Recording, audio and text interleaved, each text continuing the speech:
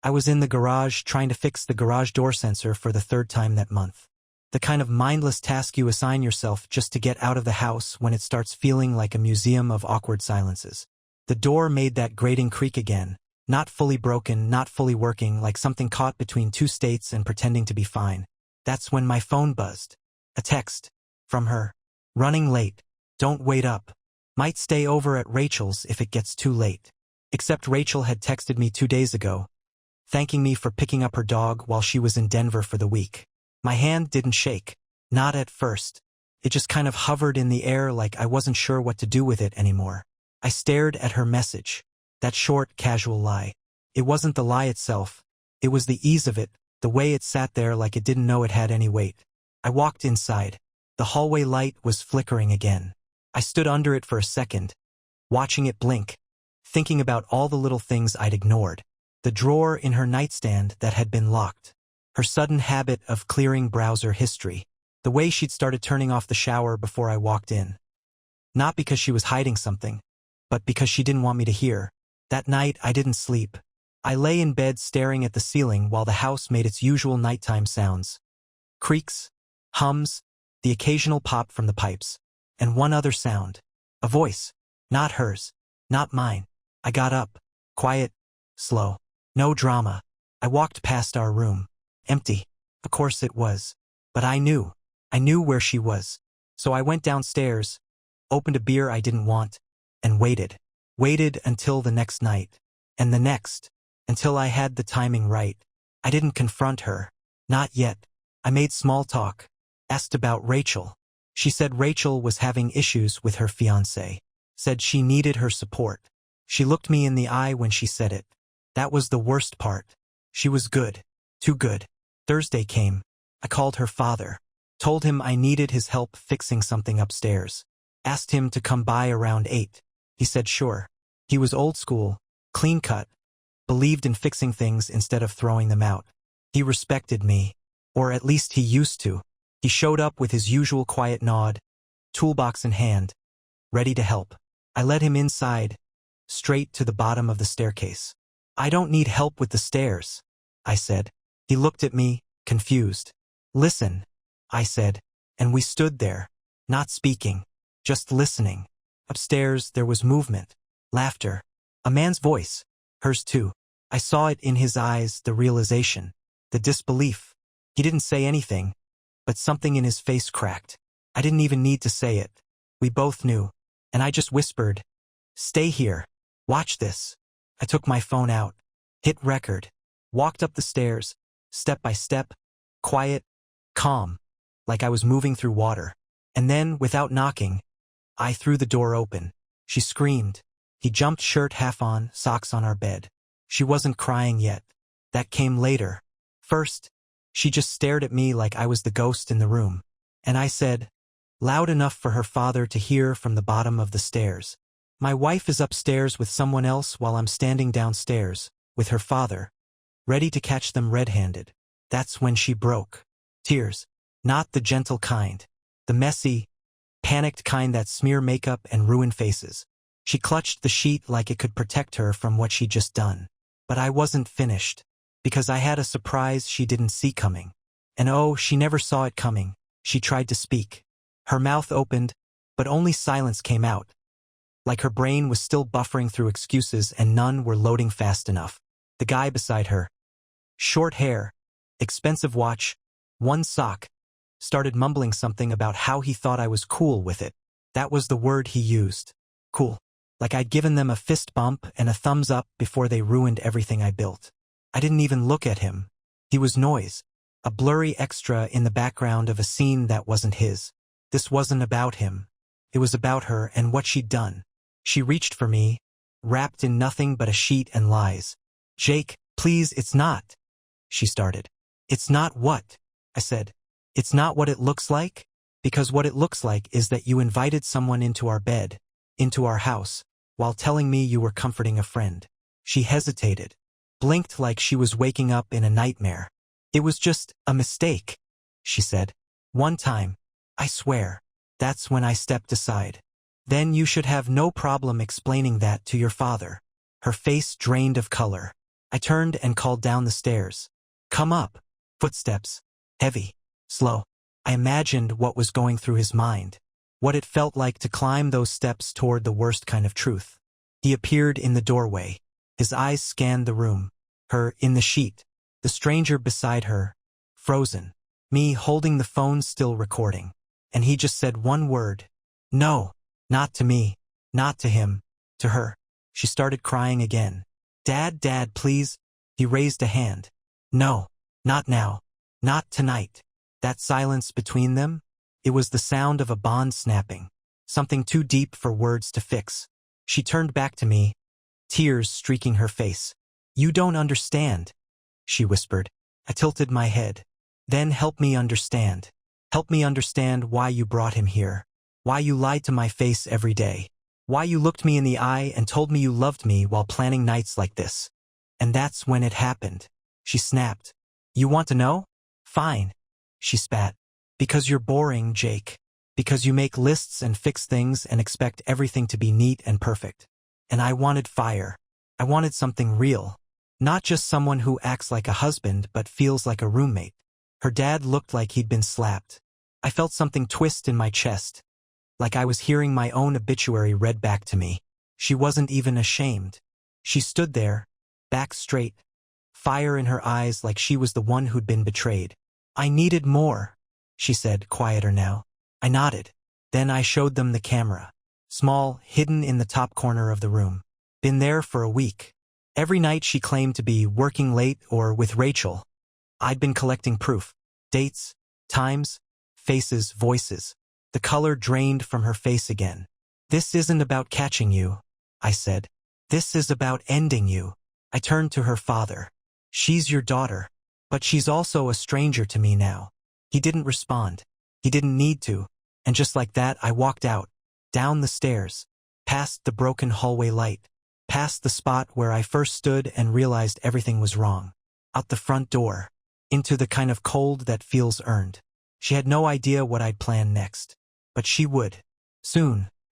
The door shut behind me with a thud that echoed like punctuation. It wasn't the end of the conversation. Not even close. But it was the start of a new chapter. One I was writing with steel in my veins. No more questions. No more confusion. Now it was about clarity. About revenge that didn't come with fire and fists, but with silence, precision, and paperwork. I drove for hours that night.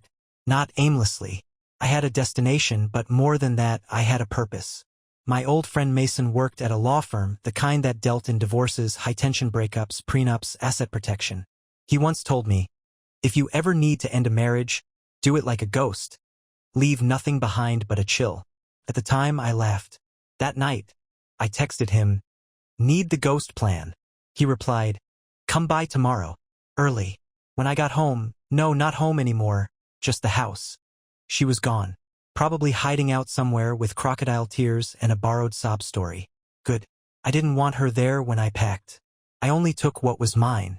Laptop, tools, clothes, the photo albums, not because I still wanted them, but because she didn't deserve to touch those memories.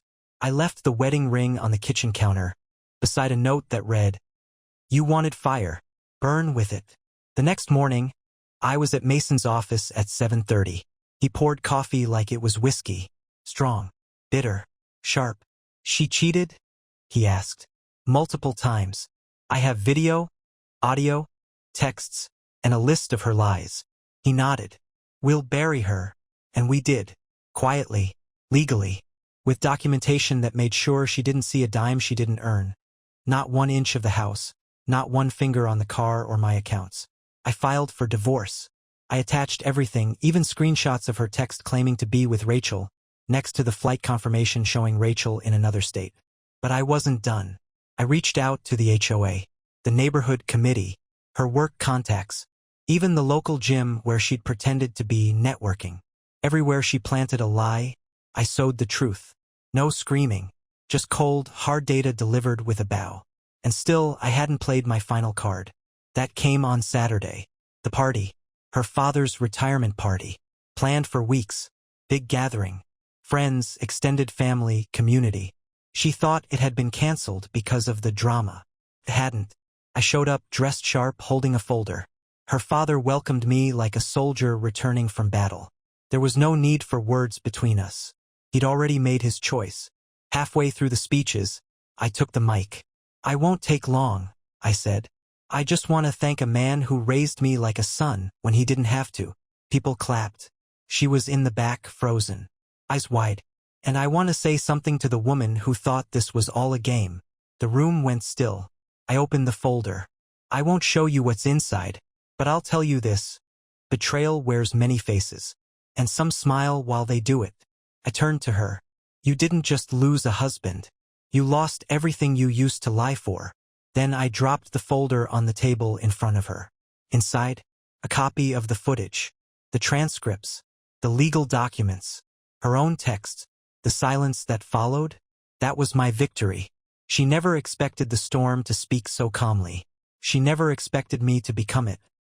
She didn't open the folder. Not there. Not in front of everyone. She just stood still, eyes darting like a trapped animal. The whispers started almost immediately. Her aunt leaned toward her husband. A former coworker turned and mouthed something to another guest. It was like watching a dam crack in real time. One secret split open, and everything else began to collapse around it. I didn't wait for her to react. I walked out as calmly as I'd walked in, coat slung over my shoulder, the kind of exit you make when you know you've already said everything that needed to be said. She followed me. Outside, in the freezing dusk air, she grabbed my arm. "Jake, please. You don't understand what this will do to me." I turned slowly. "What it will do to you." She let go of my arm like it burned her. "I made a mistake, okay? But you're trying to destroy me. You're making it public. You made it public the second you brought him into our house." I snapped. "I kept it private for you, but you don't get to rewrite this like you're the victim now." She stepped back. "I lost control," she muttered. I didn't feel seen anymore. That was the moment I really looked at her. Not like someone I loved, but like someone I used to know. She didn't look broken. She looked exposed. Raw. Like a magician mid-performance caught with wires and mirrors showing. "You were seen," I said, "but you were too busy performing to notice." She started crying again, but not the way she did that night I caught her. This time it was slower, uglier. A cry that came with panic, not guilt. "I'll fix this," she said. I shook my head. "There's nothing left to fix. The wreckage is yours now." And I walked away. But the story didn't end there. 2 days later, her father called. Said she was staying with her sister in another state. Said she hadn't stopped crying since the party. He didn't ask me to forgive her. He just wanted to apologize. Said he felt like he'd raised a stranger. And then came the knock on my door. Late at night. Unannounced. It was him. The guy from the room. From my bed. The one with the expensive watch and not enough shame. He looked nervous. Kept glancing at the street like someone might see him. "What do you want?" I asked, standing firm in the doorway.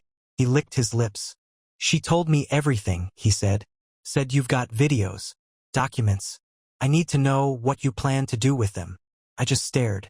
"You really came here to protect yourself?" I said. "After you slept with a married woman in her own house?" He looked like he might vomit. "I didn't know she was married. At first." I laughed once. Sharp and humorless. "She told me she'd been separated for months," he added quickly. "That you were sleeping in separate rooms, that she was staying for financial reasons." I believed her. "Of course you did," I said. "Because she needed you to believe it." He looked down. "I'm not here to fight. You wouldn't win if you were." He didn't argue. Just swallowed and said, "If this stuff goes public, my job's at risk." I leaned closer. "Then you should have thought of that before climbing into someone else's bed." I didn't slam the door in his face. I just closed it slowly. Let him feel it. The next morning, I emailed the videos to my lawyer. Told him to keep them locked away unless we needed leverage. As far as I was concerned, the storm had passed. But some storms leave wreckage long after the skies clear. And I was about to discover just how deep hers went. A week passed. I moved into a temporary place across town. Quiet, unfurnished, sterile. The kind of apartment where the walls still echo and the floors smell like new laminate. I liked it. It didn't have memories baked into the walls. It didn't carry her perfume in the curtains or laughter in the floorboards. It was clean. A reset. I thought things had settled. I thought I could start clearing the debris. But then came the email. Subject line: urgent, regarding misconduct. It was from HR. My job.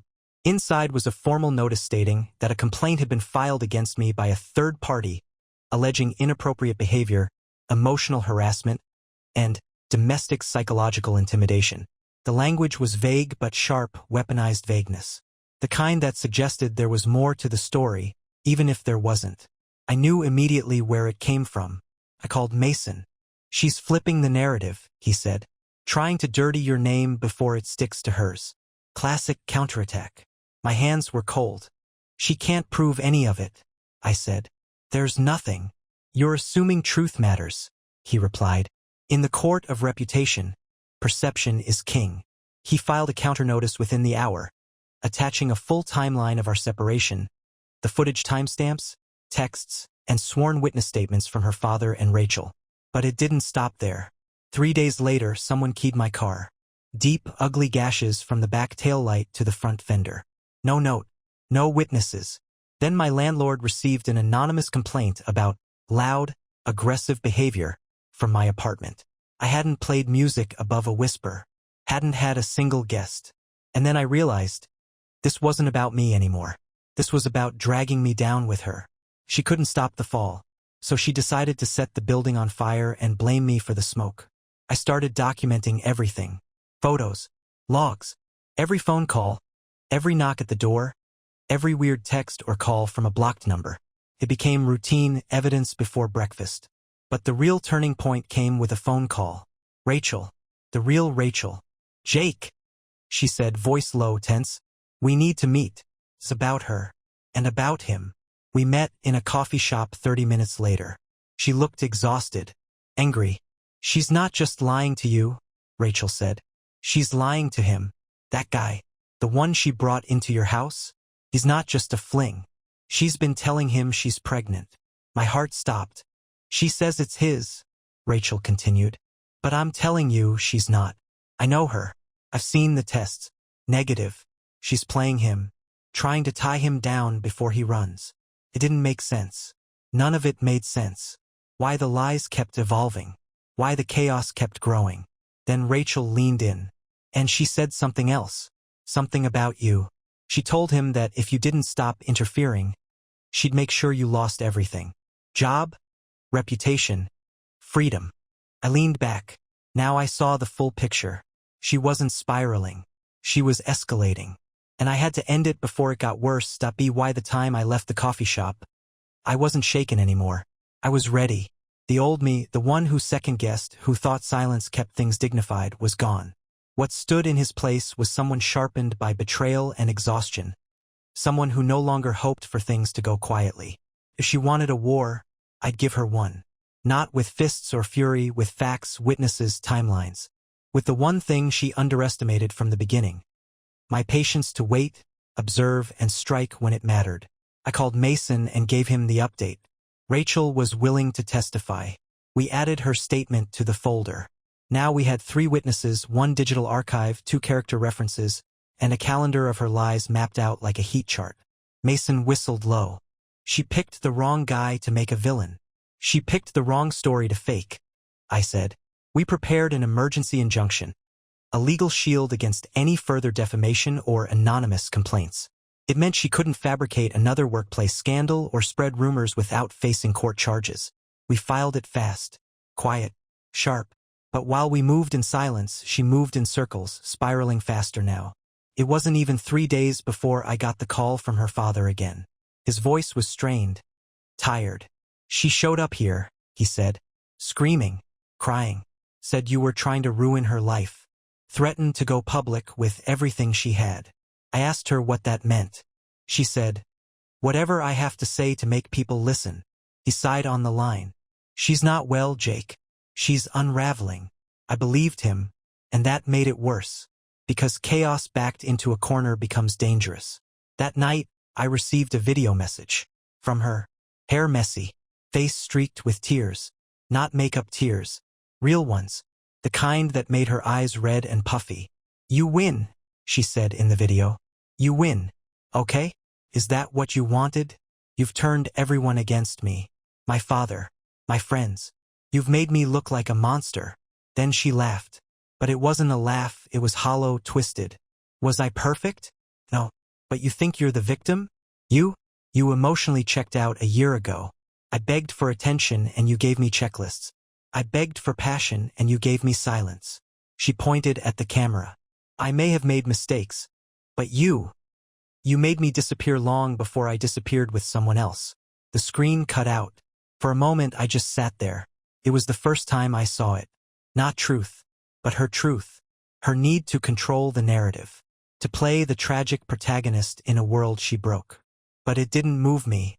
It didn't sway me. Because the facts were still there. The damage was still hers. And no amount of shaky camera confessions would erase that. So I responded. Not with a message. Not with words. I forwarded the full file, everything, to her lawyer. Her employer. And yes, to the guy she told she was pregnant. I included a personal note. Be careful who you let rewrite your story. The next morning I got a reply. From him. It was only 5 words. I had no idea. Thanks. But that wasn't the end. The real twist? 2 days later, I was called in for a private meeting at work. She had escalated one final time. She'd filed a restraining order. Against me. I sat across from my manager in the corner office, blinds drawn, a thick file on the table between us. She didn't even open it at first. Just looked at me with the kind of cautious neutrality people reserve for bomb squads. There's been a development, she said slowly, as if she was bracing for my reaction. I'm listening. She pushed the file toward me. Your ex filed a temporary restraining order. Claims you've been harassing her, stalking her, threatening her friends. There's an emergency hearing in 4 days. I stared at the folder.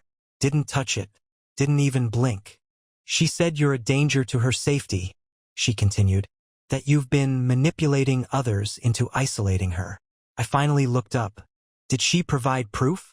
She hesitated. Her lawyer submitted some texts. Out of context, they might look aggressive. One of them's just the phrase, "You'll see what's coming." I closed my eyes. That message was to her lawyer, attached to the legal evidence I was turning in. I sent it as a heads-up about the injunction. Cold, legal. But now it had been twisted, folded, weaponized. She's laying landmines, I said. This isn't fear. It's theater. My manager leaned back. We don't want to get in the middle of a personal matter. But if this isn't handled cleanly, we may have to. I held up a hand. I'll handle it. Completely. Outside, the sun was blinding. I walked through the city like I was holding a live grenade. The idea that she'd weaponized the system so completely, turned the truth into a maze of half-facts and triggers, made something deep inside me snap into focus. She didn't want justice. She wanted control. So I gave up the idea of playing fair. I called Mason. I want everything, I told him. I want her texts, her emails, every record she ever touched. We hired a private investigator that night. Not for drama, for accuracy. He pulled up deleted messages, recovered call logs, even GPS metadata from her photo uploads. What we found was gold. She'd been tracking me, checking into spots she thought I'd be, sending messages from burner accounts, creating evidence to match her claims. Fake texts, edited screenshots. She wasn't just twisting the truth. She was manufacturing it. We compiled it all into a file bigger than a textbook. Mason smiled when I handed it over. This isn't just a defense, he said. This is a demolition. At the emergency hearing, her face said everything before a single word was spoken. She looked pale, lips tight, eyes bouncing from me to the judge to her lawyer, who clearly hadn't seen what we brought with us. We let her speak first. She wept, claimed I was following her, said I showed up uninvited, that I threatened her life stability. Her words were laced with drama, timing, all the right buzzwords. Then Mason stood. He laid out the timeline, the evidence, the recovery logs. He cross-referenced GPS locations, time-stamped metadata, even cross-matched her proof with the source code of the original messages, showing they'd been doctored.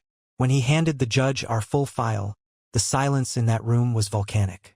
Her lawyer looked like he wanted to melt into his seat. The judge flipped through the binder. "Miss," she said flatly, This is not just a lack of evidence. This is false evidence. Do you understand the weight of that? My ex started crying again. But it wasn't pain. It was panic. The restraining order was thrown out. Immediately. No delay. And in its place, a formal warning from the court for malicious litigation. We left the building in silence. No victory dances. No handshakes. Just clarity. She had tried to burn everything down and ended up choking on the smoke. But even that wasn't the end. Because the next night, someone tried to break into my apartment. And when I checked the security cam footage, the face wasn't a stranger. It was her. She was hooded, but not hidden. The grainy security cam footage showed her approaching the back entrance just after 2 a.m., looking over her shoulder, hands trembling as she tried to jiggle the lock. It wasn't finesse, it was frantic, desperate. The kind of desperation that doesn't come from a plan, but from panic. She never made it inside. Motion lights flashed, sirens triggered. I'd already had the system upgraded after the restraining order debacle. She ran, barefoot, vanishing into the alley like a ghost with nowhere left to haunt. I didn't sleep. I sat at the kitchen table, rewinding the footage over and over, watching the exact moment her hand touched the doorknob. Something inside me. Not rage, not fear, but something deeper, twisted. She hadn't come for violence. She came for control. One last grasp. I sent the footage to Mason.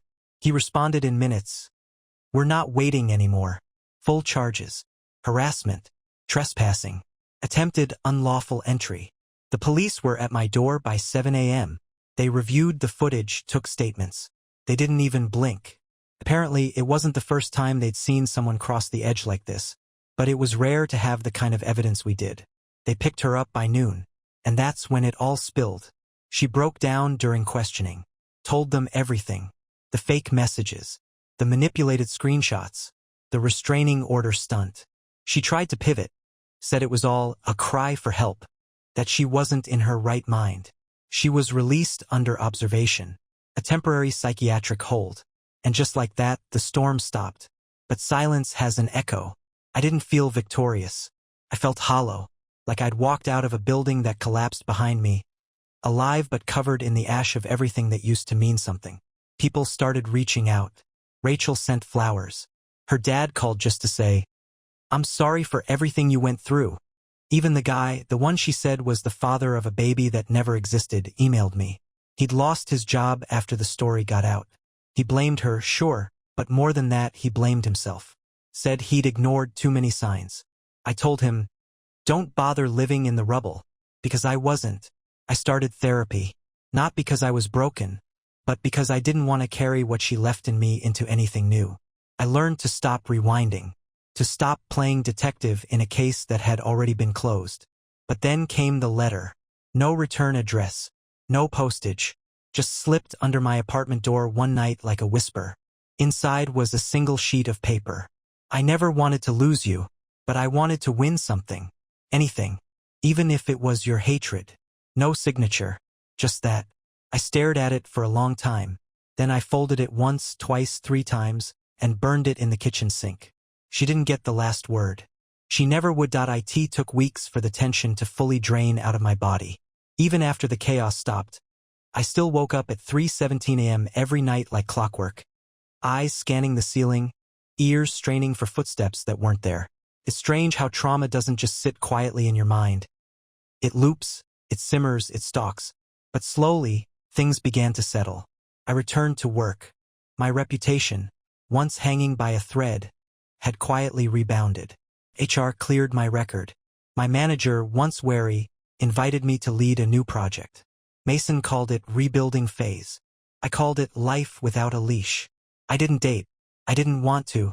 I wasn't avoiding people, I was avoiding illusions. For the first time in years, I wasn't performing for someone else's version of me. Then one Friday evening, I bumped into her father at the grocery store.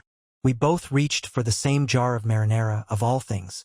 He looked older, more tired, but he smiled when he saw me. "Jake," he said, "been meaning to check in." We stood there, near the pasta aisle, 2 men who had both watched the same person implode in slow motion. "She's getting help," he said eventually. "Real help. Not just excuses." I nodded. I didn't wish her harm. Not anymore. But I also didn't want updates. That part of the book was closed, sealed, packed in a box labeled lessons, not memories. She still talks about you, he added, softer now. I'm sure she does, I replied. But I don't live in those conversations anymore. He clapped my shoulder. Not with pity, but with something closer to respect, and we parted ways. On my way out, I noticed something that stopped me. A display of old cameras. Vintage. Real film. Next to it was a small notebook with the quote printed on the cover. Every frame tells a truth the mouth can't. I bought it.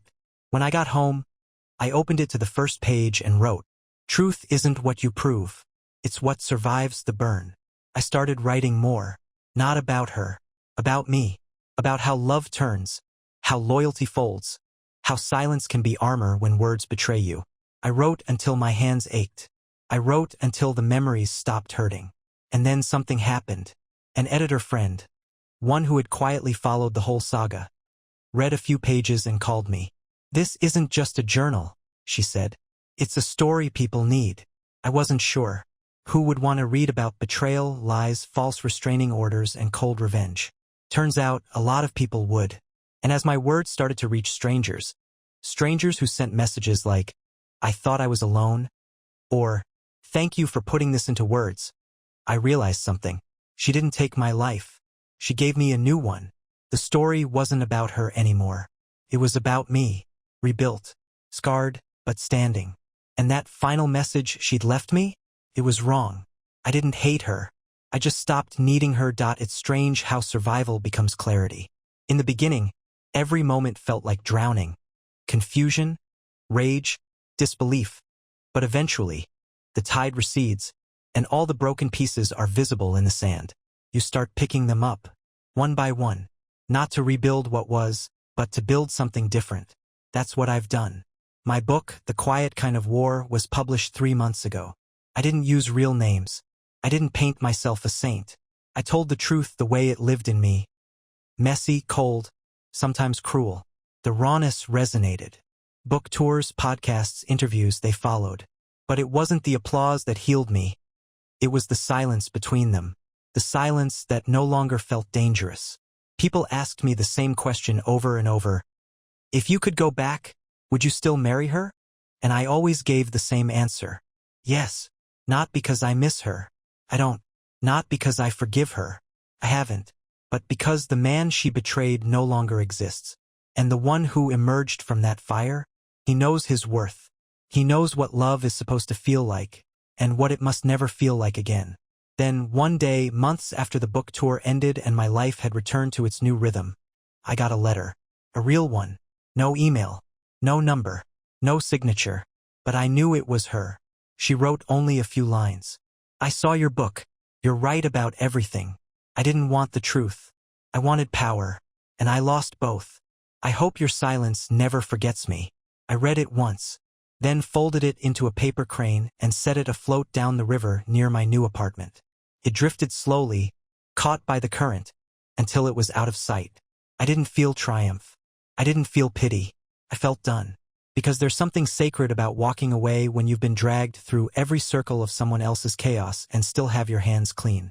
I kept the footage, locked away, not out of vengeance, out of proof that I once survived the kind of story people think only happens in fiction. And to anyone reading this wondering if they're crazy, if they're overreacting, if they're the villain in someone else's tragedy, you're not. You're just someone who trusted the wrong version of someone else's truth. And trust me, that isn't the end of your story. It's the start of your real one.